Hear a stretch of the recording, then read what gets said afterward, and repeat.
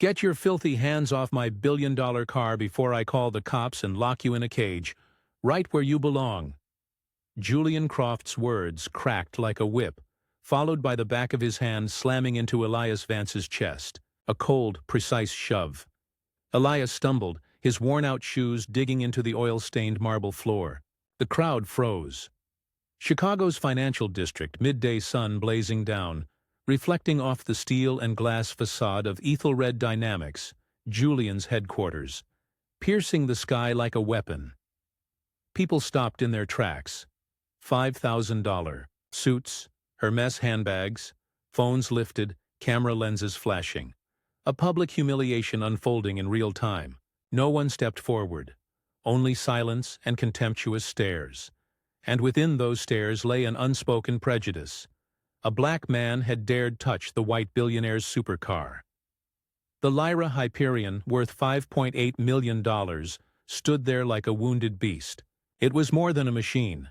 It was Julian's fortress of chrome, proof that he had outpaced his humble beginnings. Yet a thin ribbon of smoke curled from its engine like a crack across a god's marble statue. On the very day Julian dreamed of cementing his legacy with the merger of the century, the car betrayed him. Julian gritted his teeth, masking panic with arrogance, his voice sharp as if sheer force could bind reality to his will. To him, Elias was nothing but refuse, a shadow marring his perfect stage, an intruder to be erased. But to Elias, that sound wasn't noise. It was dissonance, a cry of pain, a wrong note in a symphony he once composed. Because the Helios core, midday, the quantum cooling system groaning inside that car, was his creation. Years ago, it had been stolen. He had etched the equations on whiteboards, burned through countless nights in the lab, only to have his work legally acquired by someone else. He was thrown aside, accused, erased from the field. Each morning since, Elias rose from a back-alley tarp, folded with the precision of an engineer, every crease straight as an isotherm, every knot exact as an equation. To the world, he was a ragged black vagrant. To himself, he remained a genius, in exile. Now the child of his mind, torn away from him, was crying out before his eyes. Julian sneered, expecting the man to shrink. But Elias stepped forward, steady and unafraid. His eyes, long accustomed to scorn, glinted like sharpened steel. "That hiss," he said, his voice low and steady, cutting through the crowd. "It's not the turbo. It's resonance in the secondary seal of the cryogenic fuel pump. You have 17 minutes before a micro-explosion destroys the entire core." It wasn't advice. It wasn't a plea. It was an absolute diagnosis. The air thickened. Even the traffic outside seemed to vanish. The words, 17 minutes, hovered like a doomsday clock. Julian's gaze shot to the diagnostic panel. Red lights blinked. 17:03. The number matched with lethal precision. His wall of arrogance cracked. He stared at Elias. Torn clothes, rough beard, worn shoes, sun-darkened skin. But those eyes, calm and certain, were not the eyes of a broken man. They were the eyes of a ghost of genius. How do you know that?" Julian's voice fractured. Elias said nothing at first, his hand still resting on the hood as though touching the wound of a living creature. The silence grew so sharp that every breath could be heard. And for the first time the crowd wasn't looking at Julian, the tech, idle. They were looking at Elias, the black man who had stepped out of the shadows to reveal an undeniable truth. In that instant, the world tilted on its axis. Elias did not answer Julian's fractured question right away. He breathed softly, as if listening to the heartbeat of the machine.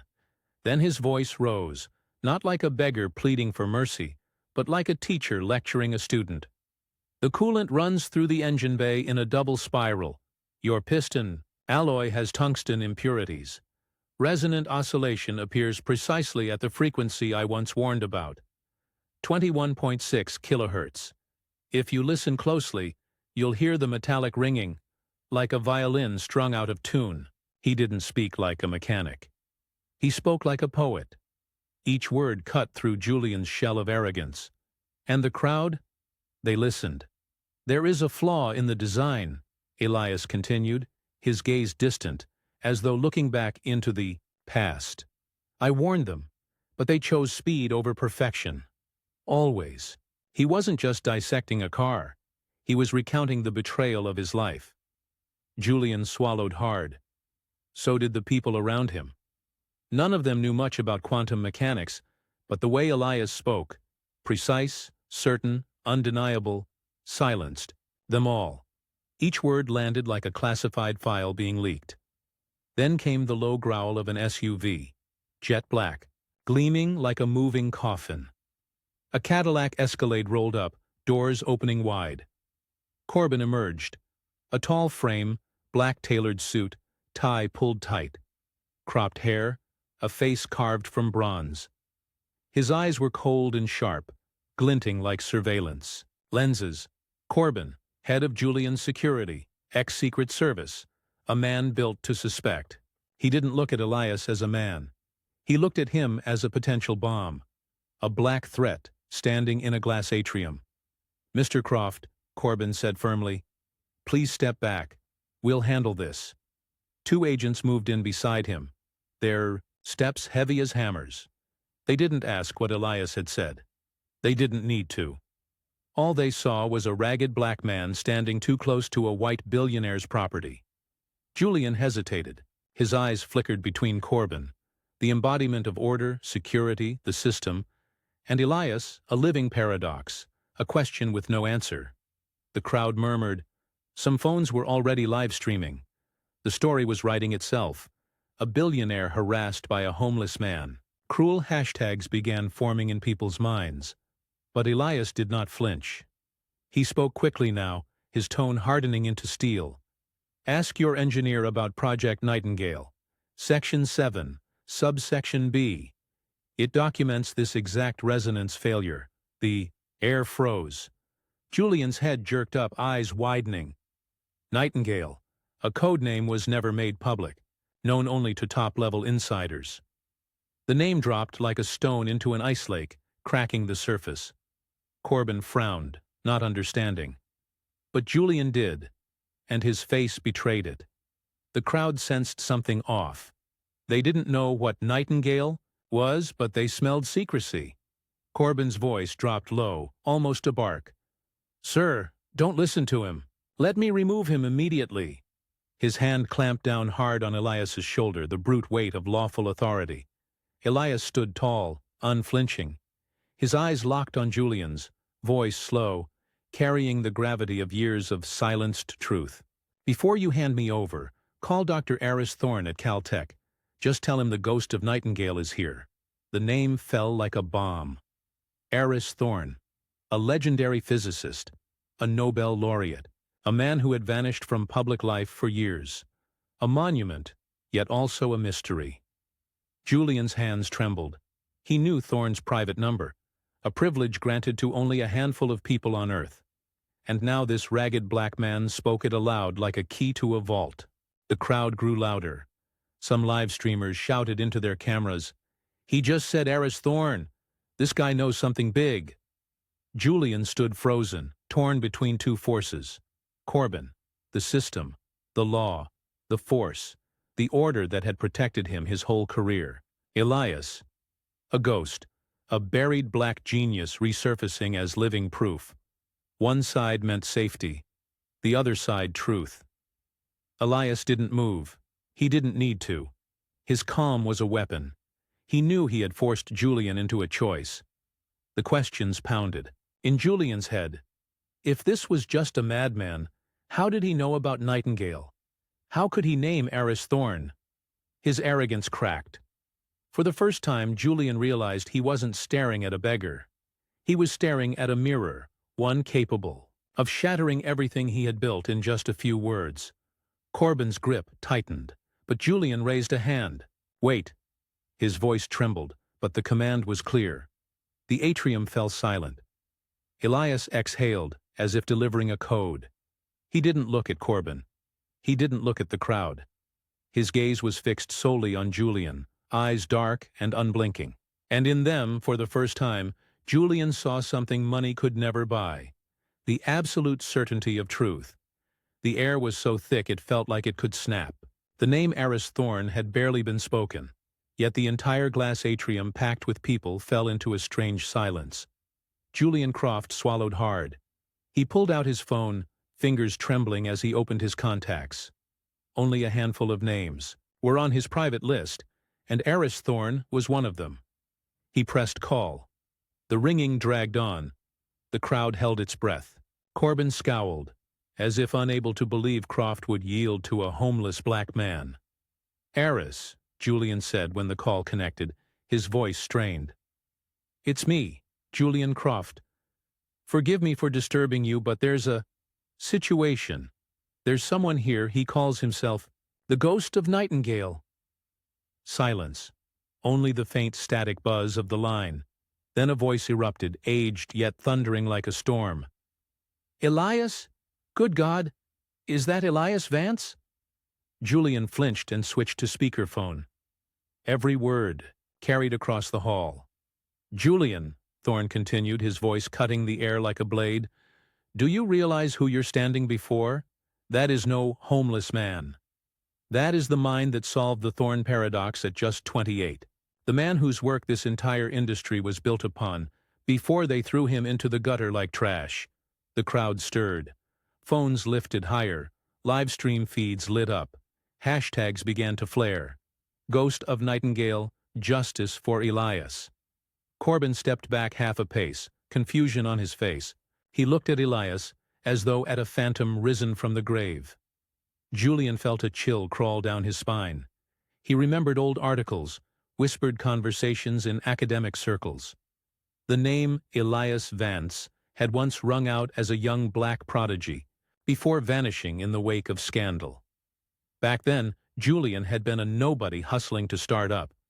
Now the disgraced legend stood before him. Bearded, ragged, unbroken. What happened? Julian breathed. Thorne's voice cracked with fury and regret. "A man named Mark Renshaw betrayed Elias. He stole the Helios core design, slapped on a few reckless modifications to rush production. When the first prototype exploded, he fabricated evidence to pin it all on Elias. Corporations, lawyers, the media, they all conspired. Elias was sued, smeared, and erased from research. And Renshaw? He climbed into the executive vice president chair at Aerodyne. The name fell like another blade. Mark Renshaw. The crowd erupted in murmurs. Some recognized it instantly. Aerodyne was the company Croft was preparing to merge with today. This was no technical accident. It was betrayal, a scheme, a crime against an entire system. Julian's face drained of color. The fragments locked, together. The crack in the Hyperion's engine. The 17-minute warning. The codename Nightingale. And now the truth. Renshaw, his supposed ally in the merger, had been the very man who destroyed Elias's career. Corbin's hand slipped, away from Elias's shoulder. No order was needed. The same hand that had gripped in authority now fell back slowly, as though acknowledging it had touched someone beyond its right. In the crowd, a woman in a gray suit whispered, "My God, Elias Vance. I read his dissertation back at Caltech." A young engineer beside her, eyes wide, said, "I thought he was a myth. I can't believe he's alive." Elias said nothing. He stood tall, dark skin glowing under the sun pouring through the glass. His silence roared louder than Julian's. Earlier insults. Julian panted, cold sweat down his spine. He looked at Elias, not as a vagrant, but as a monument resurfacing from history's mud. The way he stood, the certainty in his eyes, the weight in his voice. It all made Julian feel small. He realized he had just humiliated a man the world should have revered. Shame seared him like fire. The crowd, the live streams, the hashtags, the truth. They were reshaping Julian's image, not as a visionary billionaire, but as an arrogant man spitting on the legacy of a betrayed black genius. He stepped forward, no longer a billionaire issuing orders, but a student pleading. He held out the smart key to the Hyperion. His voice shook. "Please, save it. Save my deal." The crowd gasped. The scene inverted entirely. A white billionaire bowing before a homeless black genius. A reversal of power in the heart of Chicago. Elias accepted the key. He said nothing, only nodded. Then he opened the engine bay. Light glinted across the maze of components. He bent down, fingers tracing each part like a doctor feeling a patient's spine, like a conductor brushing the keys before a symphony. He moved with the familiarity of a man returning home. And at that very moment, Julian's phone buzzed. He glanced at the screen. A message from his tech aide. "Mark Renshaw of Aerodyne has just arrived. He's in the lobby for the pre-merger meeting." The name hit like the final hammer. The betrayer, the man who had ruined Elias Vance, who had turned him into a ghost, was inside the building. Julian lifted his head toward Elias. Neither spoke. But in their eyes, a silent truth ignited. The confrontation was inevitable. The Hyperion's engine bay opened like a small theater of steel and carbon. Silver-lit wires gleamed. Bolts quivered under the noon sun. Elias bent over, his calloused hands touching each detail, as though a conductor touching the keys before a symphony. There were no wrenches or hammers. He used the humble tools from Julian's emergency kit, a German technical pencil, a few spare polymer pieces, and a tube of conductive adhesive. He crushed the graphite core, mixed it with polymer, crafting a temporary molecular weld. His hands moved with rhythm, not those of a drifter, but of an artist on stage. Julian and his CTO stood transfixed, realizing this was not repair. This was creation. Every movement a note, every weld a chord, the entire engine bay transformed into a symphony forged in steel. The crowd pressed in close, silent as an audience in a concert hall. Phones streamed relentlessly. New hashtags burst to life. Symphony of Justice. Elias Vance returns. Into that silence came the sharp, confident strike of leather soles. Mark Renshaw entered. Navy suit tailored to perfection. Italian silk tie, a smug smile fixed on his face. He strode into the hall, eyes flicking past Julian and landing on Elias. His smile widened into a sneer. "Well, look what the sewer coughed up," he said loudly enough for all to hear. "Still tinkering with broken toys, Vance? I thought you were gone for good." The crowd shuddered, not at the words but at the audacity. Such brazen contempt in plain sight, while Elias continued working, unbothered. Julian's eyes shifted between Elias and Renshaw. A cold smile tugged at his lips. A plan began to form. "Mark," Julian said, feigning surprise. "You know this man?" Renshaw laughed. "Of course. This is the one who cost us millions. The one sued for a failed design. Thank God we cut him loose when we did. Otherwise, Aerodyne would have sunk long ago." He spoke unaware that every phone camera was capturing each word. Unaware he was stepping into a trap already sprung. Elias quietly affixed the final polymer patch, wiping his hands on silk cloth.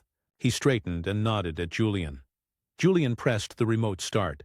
The Hyperion roared to life. No more shrieking resonance, no flashing red alerts. Only a deep, commanding growl, like the drum roll before an overture. The crowd erupted in awe. They all knew. The car hadn't just been fixed. It had been resurrected. Julian turned sharply to Renshaw, his voice cold as steel. "Mark, let me introduce my new Chief Creative Officer, Elias Vance, the man who just restored the Hyperion, and, more importantly, the man who authored the original Nightingale project."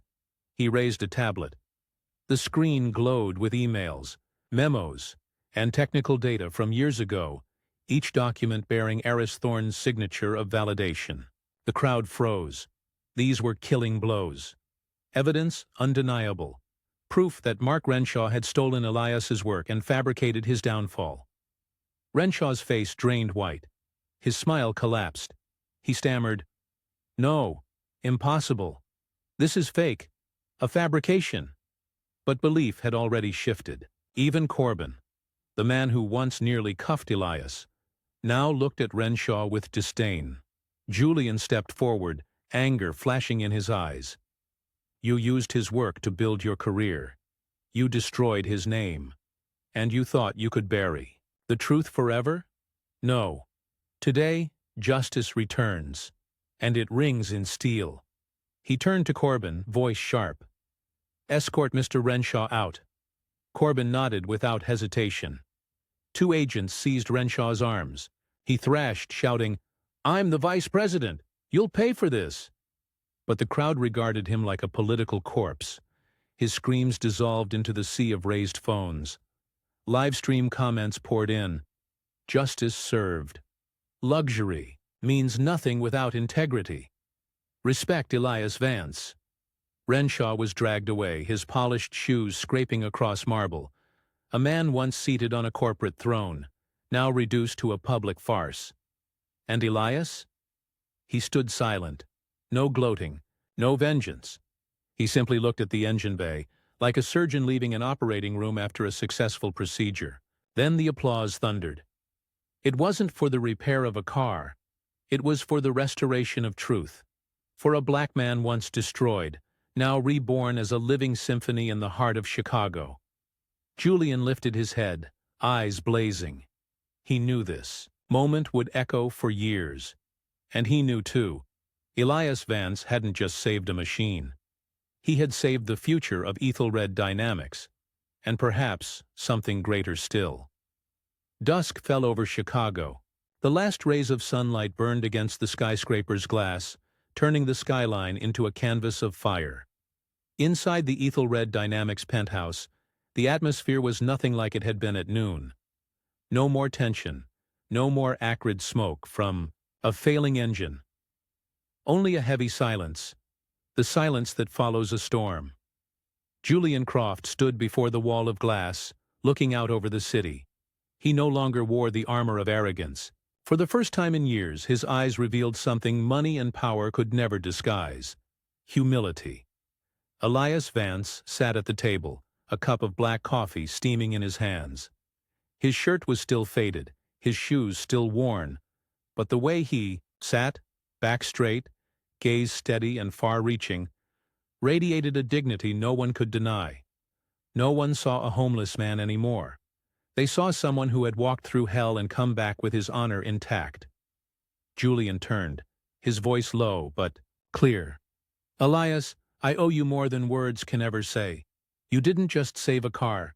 You saved my company's reputation, saved this deal, and saved me. I want you to stay. Executive Vice President. Equity. A laboratory with no budget limits. Whatever you want, it's yours. The offer dropped like a diamond. But Elias neither smiled nor blinked. He turned the cup in his hands, staring into the dark liquid as though he could see his past reflected there. Then he shook his head. I don't want a title, Julian. I don't need a chair in this glass tower. I want a door. Julian frowned. A door? Elias nodded. His voice grew firmer, each word nailed into the air. Not for me. For those like me, the black kids on the corner, the minds left behind in public schools, the geniuses locked out because of their zip code, their skin color, their background. The tragedy isn't that I was thrown onto the street. The tragedy is how many others are still there, never given a chance to prove themselves. Julian fell silent. Each word Elias spoke cut into the armor he had worn for so long. Elias rose, his eyes fixed on the fiery horizon. I want to build the Vance Academy. A place where names and backgrounds mean nothing. A place where only intellect and ambition matter. A door for lost geniuses to step through. And I want you to walk with me. The room fell still.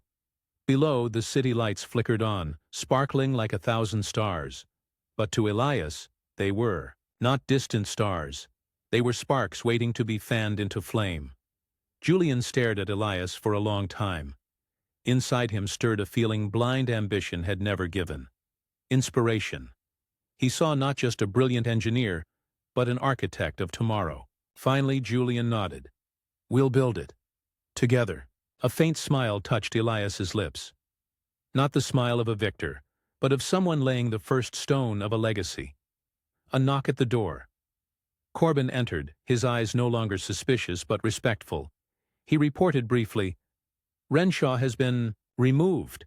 The media has the evidence. Tomorrow's headlines will explode." Julian nodded. Elias only sighed. Justice isn't when one man falls. Justice is when the system changes. The words made Corbin shiver. He understood. This man had not come to reclaim his own glory. He had come to rewrite the rules. Outside, night settled over Chicago.